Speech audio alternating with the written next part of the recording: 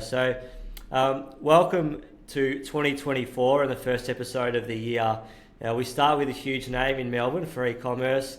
We possibly might be losing her to Sydney by the sounds of it, but we can ask that question directly to the current head of e-commerce at WelleCo, Daniella Cohen. So, welcome to the podcast. Thanks so much for having me. Great to be here. Looking forward to learning a little bit more about yourself and your background, and as we touched on I guess before we started recording, with your own e-commerce business and some of the places you've been. But first up, there's some news for all us Melburnians that we're losing you to Sydney by the sounds of things. What's prompted that? So my partner got a job up there. He's a corporate lawyer, and we just wanted a bit of a sea change. So fortunately, WelleCo is very flexible and has amazing working from home and remote opportunities. So next week we're making the move up, which is very exciting. Fantastic. And you still haven't found a place to live yet, or where's the ideal location? Somewhere around Tamarama or Bondi, was it? That's the dream. The closer to the beach, the better. You know, we don't want to feel like we're living in Melbourne. Fantastic about the move. Good luck with that. What are you going to miss the most about Melbourne? The coffee. I have not had a good coffee in Sydney, so if anyone listening has any recommendations, let me know. But I'm very much a Melburnian coffee snob, so I'll miss that for sure. Nice one. And how long, you said you were from New Zealand, how long have you been in Melbourne for? Just had my 10-year moving anniversary. So yeah, moved up just after high school and went to uni here. So. Okay, brilliant. Now, before we get into sort of WelleCo and how things are going there, and some of your thoughts on e-commerce more generally speaking, looking through your career, you've worked for some really interesting places. Looks like Providore during the height of COVID would have been pretty crazy, and you've also got your own e-commerce business. So maybe let's start with Providore. How was your experience there? Providore was a crazy time. I previously was at an agency, and it was the thick of COVID, and my old manager at my first job, Cappy, reached out to me and said, "Hey, I'm joining Providore. Do you want to join the team?" So left my very stable job to join the startup in the height of the pandemic, and it was very exhilarating, should I say. I've never seen numbers quite like it and rapid growth quite like it. It was baptism by fire, but a really rewarding experience. And it was quite profound actually when we came out of lockdown, you know, the normalization of the customer behavior. And I left after 9 months because I was uncertain about the future of the business, and in hindsight, it's interesting to see how it's played out. It's had a few lives since, but yeah, it was very, exciting to be a part of that and really help set them up for success with all their digital platforms. Yeah, interesting. So obviously through COVID, which no one could have predicted, but the spike would have been massive, and then so post that kind of COVID world, did it really come back down and people stopped ordering through that because they wanted to get out and eat again, or what was the takeaways?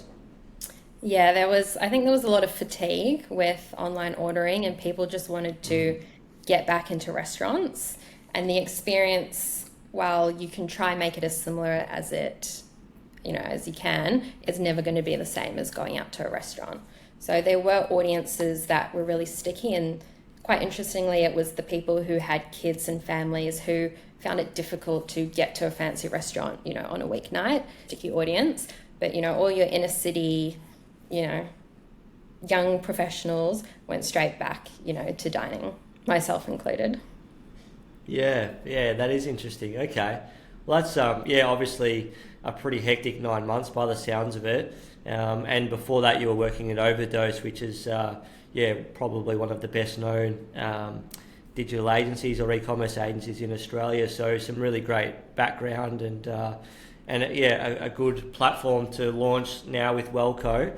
Before we go to that, what about Supper Supply, your own e-commerce business? How have you found that? Has that been going, 12 months or so, did you say? Yeah, so we launched it just over 12 months ago. I co-founded it with my partner. We really saw a gap in the market for olive oil that wasn't, sorry, there was no olive oil that really spoke to us. So you walk down the supermarket aisle, it's a sea of green and glass.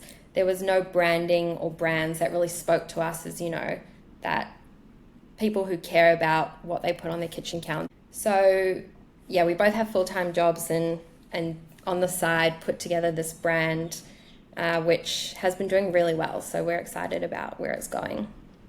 Fantastic. And so from an e-commerce point of view, you build on Shopify, I'm going to assume? Correct. I'm a Shopify girl through and through.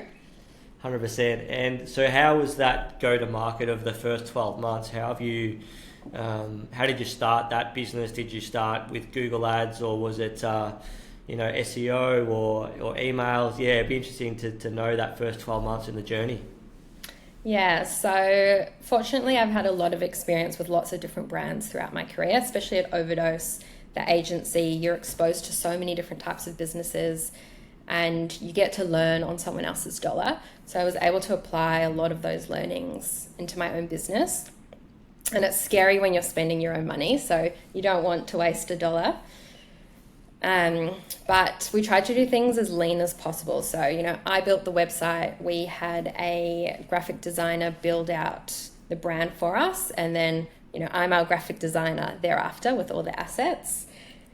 The most important levers, I would say, one is TikTok. Very big advocate for TikTok. You never know what video is going to send you viral.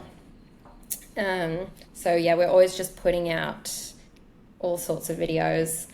And then paid ads. So my background is really in Facebook ads and Google ads. So that I'd say has been our biggest lever to date on growing the business. Okay, fantastic. And what's the TikTok handle for people out there to give you a follow, and what's some of the content? So follow us at Supper Supply, SUPPER Supply. We post a lot of things you don't know about olive oil. So it's actually, one of the world's best superfoods. It's so, so good for you. 2 tablespoons a day is the recommended dose. And, stories about our business and how we're going, a lot of behind the scenes. So yeah, definitely check us out.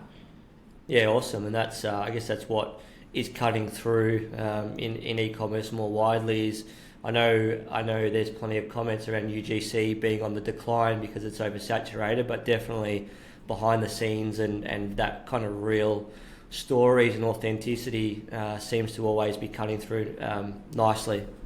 Yeah, absolutely. So let's talk about WelleCo now and your current role there as head of e-commerce. What's do you have a typical week? What does that look like? So a lot of my week is spent in meetings with a lot of our external providers. So we work with a lot of different agencies for different facets of the marketing funnel. A lot of time is spent looking at data. So I'm half very data driven and half quite creative. So I love that about my role, is I get to blend the two. So yeah, looking at data, and then forecasting is quite typical of the week. Where are we going to land for the month? Where do I think we're going to land for the next 6 months and the next 12 months? And then looking at what we've put out in market, how's that performing? How did yesterday's EDM do? How is our new paid ad doing? And then reviewing a lot of that customer data that comes through. So what's the experience like? How can we use those learnings to, make changes live on the website that can be quite quick and quite nimble? Yeah, perfect. And how much of that team is kind of internal as opposed to external? And I guess you'd have to have a pretty tight relationship with agencies, although your agency experience holds you in good stead with that. What's the what does that look like? How many agencies do you work with, and do you have an in-house marketing team as well? Yeah, so there's definitely a benefit of having worked agency side, because you can kind of see through the bullshit, which is a good position to be because you've been on both sides. Yeah. We are quite a lean team internally. So the e-commerce team, there's really just two to three of us. and then a wider marketing team. So we do rely a lot on external parties who are really experts in their field. And a lot of them are based internationally. So a lot of the agencies that we work with aren't necessarily AU based, and that's because, you know, AU is only 1/4 of our overall business. So there's a lot of international focus for us. Okay, yeah, that's a question that it'd be interesting to expand on a little bit more. So was WelleCo? So WelleCo, for those who aren't familiar with the brand, was founded by Elle Macpherson. Where was it first launched? Was it first launched in the US because that's where she resides at the moment, or was it an Australian brand to start with that's gone global? So it started in Australia, actually in Perth, which is where I believe Elle lived at the time with her co-founder at the time. And then it really took off from there. So it's had lots of different lives across its 10 years. We're celebrating our 10th birthday in March this year. But then we're really the first, you know, of its kind in ingestible beauty, and really kind of leading that space when we launched 10 years ago, and then really saw that opportunity in the States. So that's one of our large markets, and then we also operate in the UK and the EU. Okay, yeah, nice. And we were talking before we press record, but I'm sure everyone knows Elle Macpherson. What is she like as a person and to work for? Honestly, incredible. She's so authentic, and when you hear her story about why she started this brand, which is really, you know, a result of her personal experience when she turned 50 and just feeling quite rubbish in her body. And she went on this journey with her naturopath, who actually formulated our hero product, which is the Super Elixir, our greens powder. And that just changed her life. And she wanted to share that with, you know, as many people as she could. And when you hear her tell that story, it's so resonant and really empowering. And she really, really cares. And everything that we put out, Elle, you know, has input on. So it's very not the case like a lot of celebrity brands who just slap their name on it. The brand, you know, we're really an extension of Elle, and it's really, you know, quite something to be able to work with her. And we also forget she's such a big celebrity. Like, she'll, you know, go party with someone famous, and we're like, oh yeah, Elle's a big name. Yeah, exactly. And she was a big name like before social media, really. Like, she was big back then. So yeah, it's amazing. I watched a video of her talking about that founder journey to start with, and yeah, to see that she's still in great shape. She still looks amazing, and you know, very articulate and very smart. So she's definitely a great Australian celebrity, that's for sure. You touched on ingestible. What was it? The ingestible beauty. Ingestible, was that the category? beauty. Yeah. Yeah. So with all you know, I guess that category has become quite busy with the greens powders, athletics greens, and all that. Understanding you're a little bit different, but it is still a competitive marketplace to get cut through.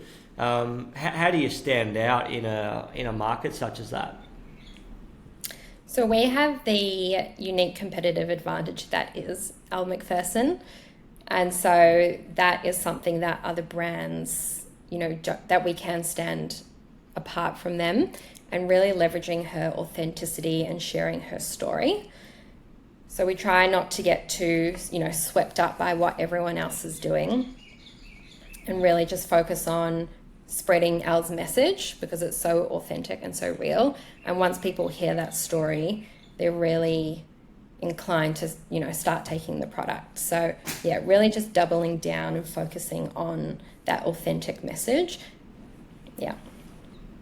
Yeah, brilliant. And you have some amazing sort of reviews on the website. I was checking them out, and even on your Facebook page and the social ads, and you know, I'm getting retargeted a little bit because I've been on the site, but there's a lot of great testimonials and a lot of great words being spoken.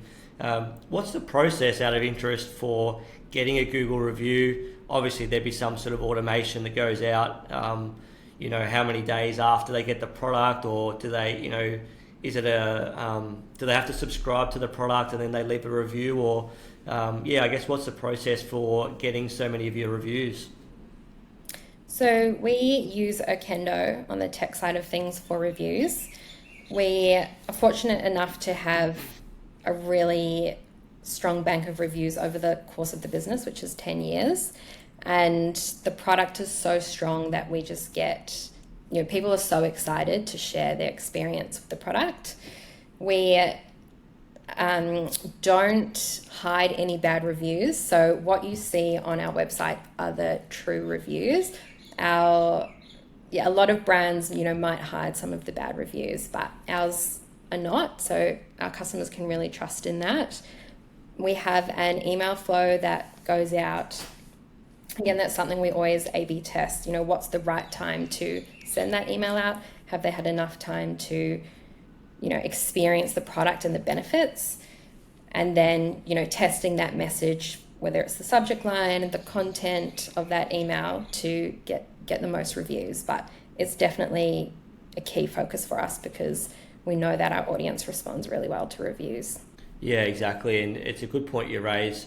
I deal with that from my agency point of view around Google reviews, and people are, what if we get a bad one or whatever? But, it's pretty well established. I think that that consumers will trust a 4.8 or a 4.7 as opposed to a 5.0 reviews, because you're just being authentic and honest. And it's interesting you mentioned that you use Okendo as well. That seems to be a platform that's popping up more and more in that e-commerce space, obviously. Yeah, we've had a great experience with them. We've had about 3 different reviews providers, and Okendo has definitely been the strongest. Yeah, what makes them stand out over a couple of the other ones? Well, I won't name them, but we all sort of know who they are. Yeah. Their tech is probably the most advanced versus what I've seen. Their interface is pretty user-friendly. And what really stood out for me was their integration with Klaviyo. So you can choose the email, you can do all the A/B testing that comes with Klaviyo. Whereas with, other providers like WelleCo, you're limited to the email that's hard-coded in. So it's really hard to optimize and make changes. So that was, one of the key benefits for me. Okay, brilliant. Yeah, it's good to know. Okay, I just lost my way. So I've got a question here around what does this tech stack look like? It's a bit open, and maybe I don't know, do you have an answer to that? Should I go to the next question? Yeah, I can share that. So Shopify Plus is, our base platform. We use Okendo for reviews. We use Yotpo for our loyalty program. We use Rodeo for subscriptions, TapCart for our app. There's probably heaps more, but those are the ones.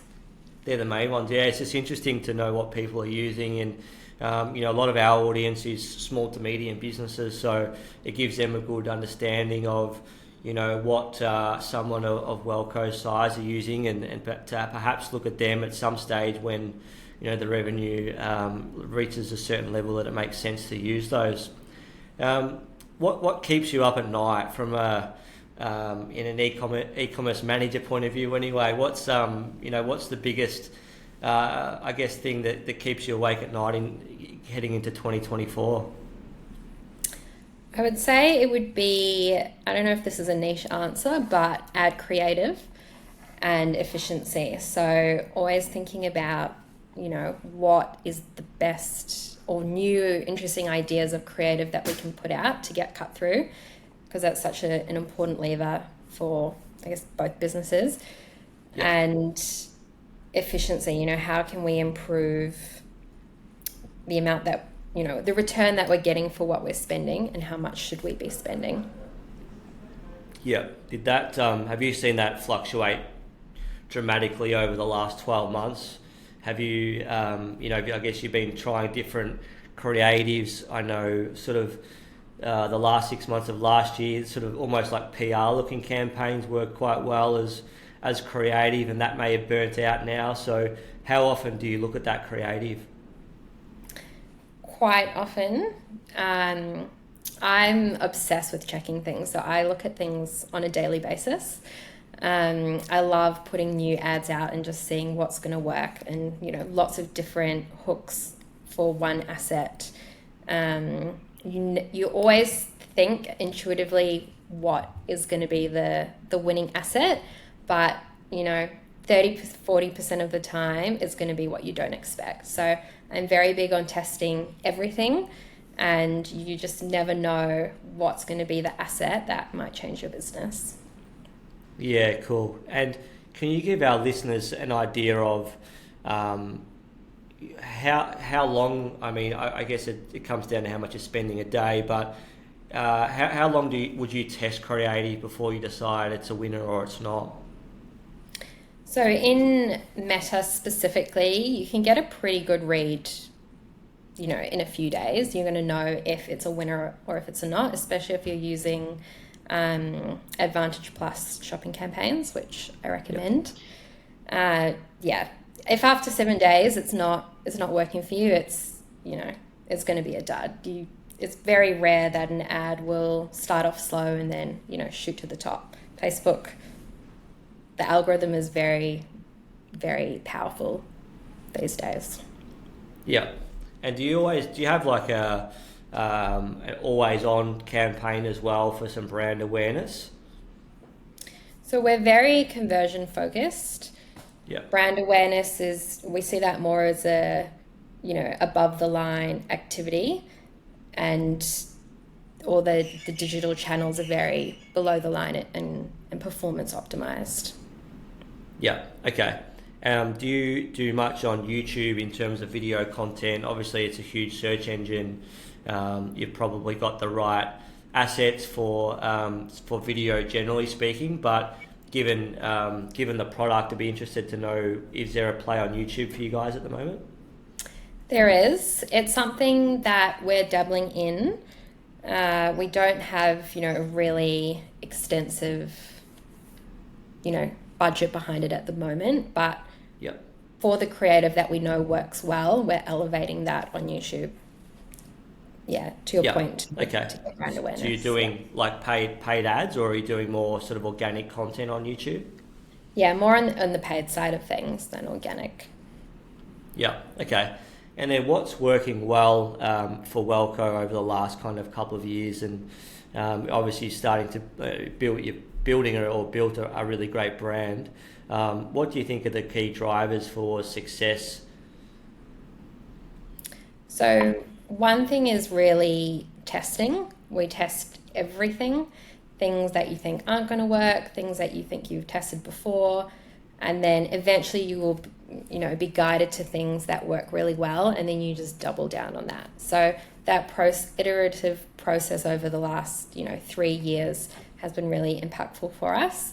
And then also really trying to align our messaging to Al's authentic story, and having people resonate with that story in as many platforms and channels as we can has been really effective. Okay, yeah, great. And then in terms of like email, SEO, influencer marketing, is there any channel that's kind of surprised you, or that stood out, or that's working better than it ever has over the last 12 months? SMS has definitely been a growing channel for us. I think we started it maybe 2 years ago, and there's definitely a lot of learnings. It's a very unique channel compared to email and paid. And I think it's become really saturated in the last 6 to 12 months. I personally sign up to lots of different brands to see, what they're putting out, and I get a text every day, and it's a lot. So really finding that sweet spot of messaging people not too often, but enough so they're not like, who are you and why are you messaging me? But when used effectively, it can be a really, really powerful channel. Okay, yeah, interesting. So what sort of messages are you sending? Is it sort of some urgency around, hey, buy now? Is it more communication, like in terms of your next subscriptions coming up? or is it relevant in terms of what deal you guys have on at the moment? If you do deals, I'm not even sure whether WelleCo does deals, but what sort of information are you communicating to them in your SMS? So there's two realms, a lot like email. There's the automation and the campaigns. So on the automation side, we have, the order confirmation, your next subscription's coming up, abandoned cart messages. And then on a campaign front, anything that's going on our email and marketing calendar that we think, is worthy of an SMS, because it is, an extra expense, we'll put out to our audience. Okay, yeah. So like sort of just campaign specific messaging. Yeah, if there's a piece of content that performed really well, or, obviously Black Friday, that's a massive sale period. We don't tend to do sales throughout the year, but, if we do have an offer, that will also go out on SMS. Yeah, okay. That probably leads me next into the next question. What metrics do you put the most importance on, from a weekly, monthly performance level? What do you kind of look at and keep an eye on the most? Obviously, testing is a big part of that. So, what's working from a testing point of view? But are there any kind of metrics that means that you guys are shooting the lights out from a marketing perspective? Our biggest North Star would be CAC, so that's our customer acquisition cost. I kind of think of it as a proxy for how, are people picking up what you're putting down? People putting down what you're picking up, whatever that saying is. So if your CAC's really high, something you're doing is not working. You need better creative, you need better messaging. What's your PR and social media doing? And if the CAC is really low, something that you're doing is working and you need to spend more or double down on that. So yeah, that's probably our biggest metric that I live and breathe by. Yeah, nice. And because can they buy a one-off product from you guys, or is it all subscription based?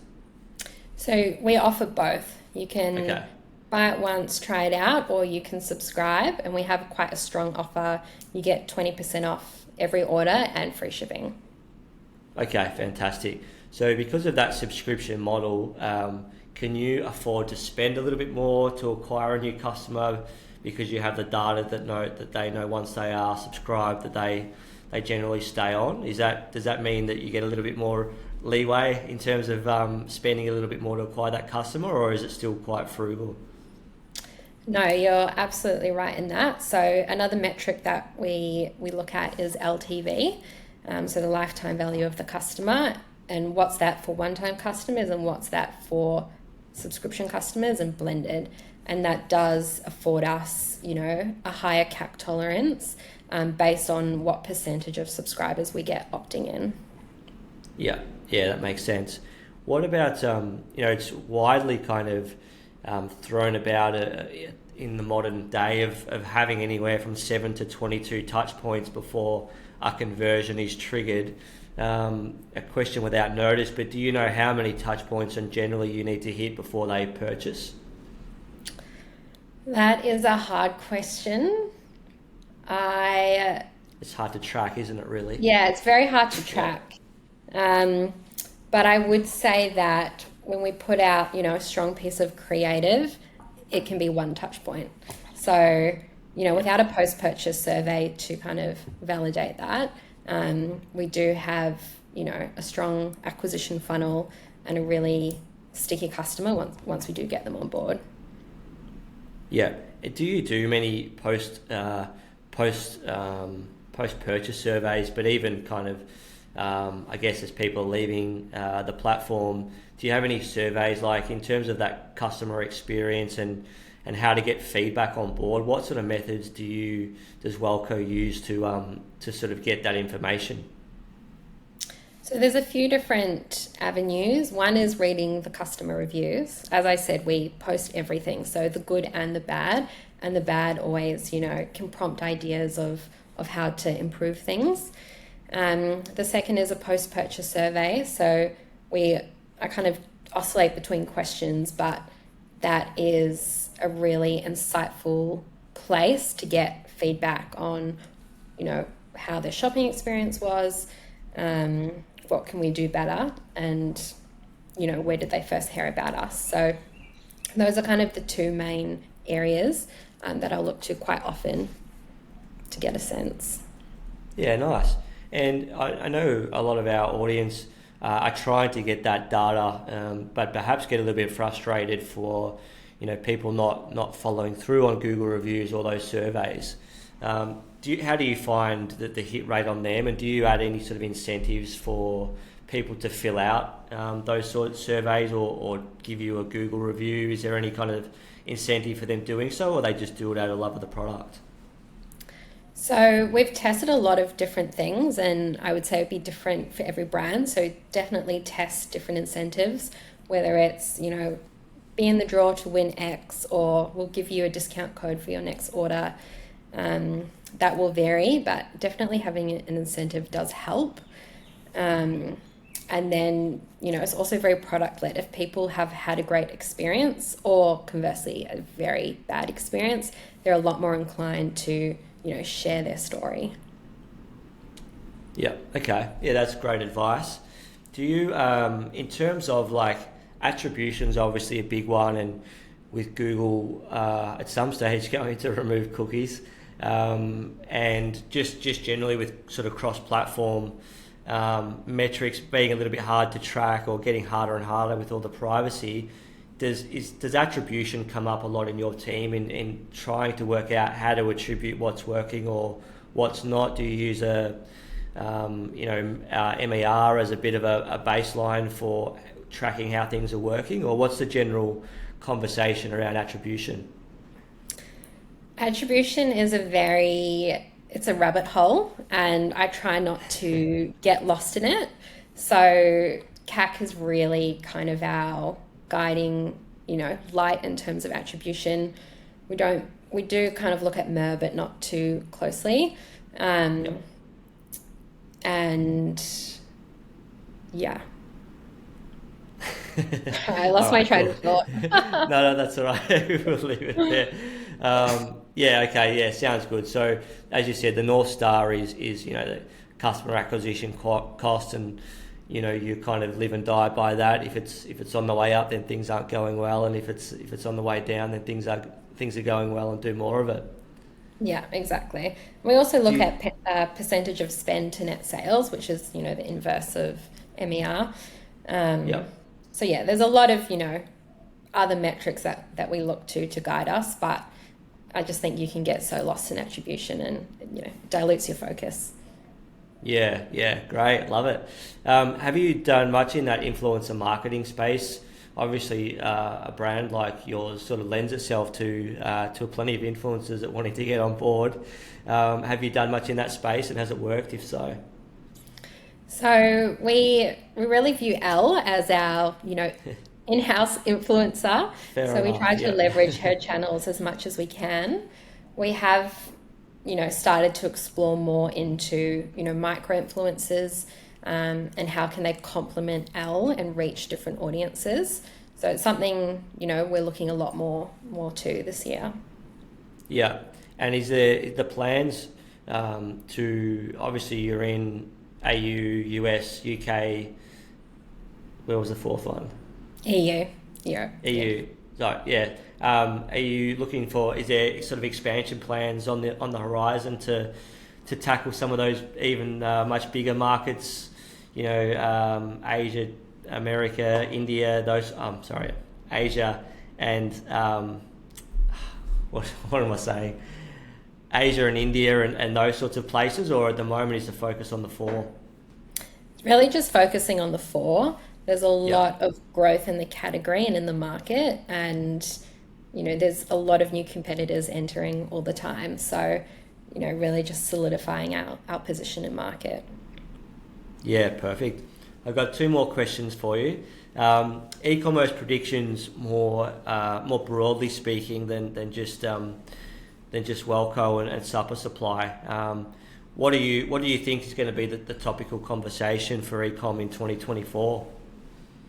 So two things came to mind. One is the role of, paid media agencies. Traditionally, they were very, it's very involved. Being in the ad account every day, there was a lot of strategy and a lot of media buying and, a percentage of spend model. But that, in my view, is just quite redundant in today's world. I manage all the ads myself for Supper Supply, and, I think anyone can do it, with a little bit of learning. So the real value is going to come from creative and what can these agencies offer creatively. And those are the agencies that I think will succeed. And I think, the percentage of spend model is quite outdated. And then the other thing is, what's an e-commerce podcast today without saying the words AI? But I think specifically AI in creative is going to be really interesting, and how, I haven't seen any tools yet that I think are there, but I think the tools will get there. And that's a really exciting unlock, especially, on the efficiency side of things. Yeah, interesting. I haven't really touched on AI, to be honest, apart from a couple of podcasts. But do you use AI within either of the businesses that you're running at the moment? So ChatGPT I do use from time to time, especially for Supper Supply. It gives me lots of content ideas. And then on the WelleCo front, I'm more on the copywriting marketing team, do lean into it. And I've been playing around with like an AI voiceover tool for ads. So I think, we're dabbling, but still trying to find, the best tool. Yeah, I think that's the case for most people out there. There's so much coming out so quickly, and perhaps a lot of it promises more than it delivers at the moment. But obviously it's moving so quickly that you can't sleep on that. Yeah, exactly. Yeah, it's going to be an interesting year around AI, and I'm sure there's going to be some pretty cool breakthroughs.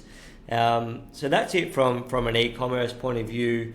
I noticed on your socials that you are just announcing a new product. So what's the Evening Elixir, and when's that out, and who's that for? And feel free to give that one a bit of a plug before we call it a day.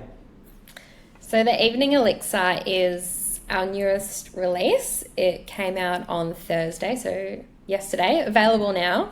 And it's a hot chocolate powder that has skincare benefits. So it's only 13 calories per serve, and it's the perfect, after dinner treat. If you don't want, a bowl of ice cream, it's a really delicious drink, and, it boosts your collagen while you sleep. So really, really delicious. Highly recommend. And, it's for everyone. Yep, fantastic. And is that so? It's for everyone. So men and women. Like as we I was chatting to you before we started. I thought that WelleCo products were only for females, but you're saying it's not the case. Yeah, anyone can take them. We do have two products which are female hormones, but the Super Elixir, our greens product, is really for everyone. So we do skew female, but we do have a lot of men taking it, and highly recommend it as well.